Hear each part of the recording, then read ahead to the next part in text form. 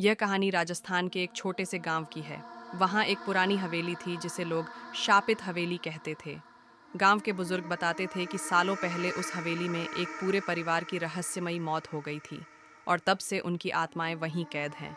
तीन दोस्त रोहन, प्रिया और अमित ने फैसला किया कि वे इस अफवाह की सच्चाई जानकर रहेंगे।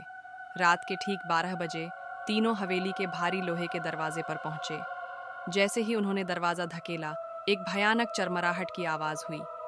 हवेली के अंदर चारों तरफ सन्नाटा था, बस उनके जूतों की आवाज धूल भरी फर्श पर गूंज रही थी।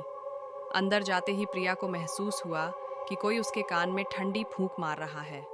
अमित ने जब अपना कैमरा ऑन किया तो उसे स्क्रीन पर एक धुंधली परछाई नजर आई जो पलक झपकते ही गायब हो गई। अचानक ऊपर की मंजिल से एक पुराने लकड़ी के झूले के हिलने की आवाज आने लगी। छर्र छर्र। वे तीनों डरते डरते ऊपर के कमरे में गए। वहां उन्होंने देखा कि एक पुराना झूला बिना किसी हवा के अपने आप तेजी से हिल रहा था। पास की दीवार पर गहरे लाल रंग से लिखा था, यहाँ से चले जाओ वरना कोई नहीं बचेगा। रोहन ने हिम्मत दिखाकर झूले को रोकने की कोशिश की, लेकिन जैसे ही उसने झूले को छुआ, कमरे की सारी खिड़कियां एक साथ जोर से बंद हो गईं और टॉर्च की रोशनी टिमटिमाने लगी।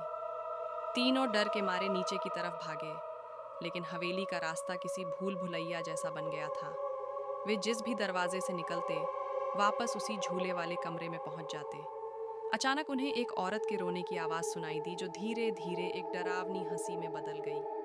अगली सुबह गांव वालों को हवेली के बाहर सिर्फ अमित का कैमरा मिला। जब उसकी फुटेज देखी गई तो उसमें तीनों दोस्त चिल्लाते हुए एक अंधेरे गलियारे में खींच लिए जाते दिख रहे थे।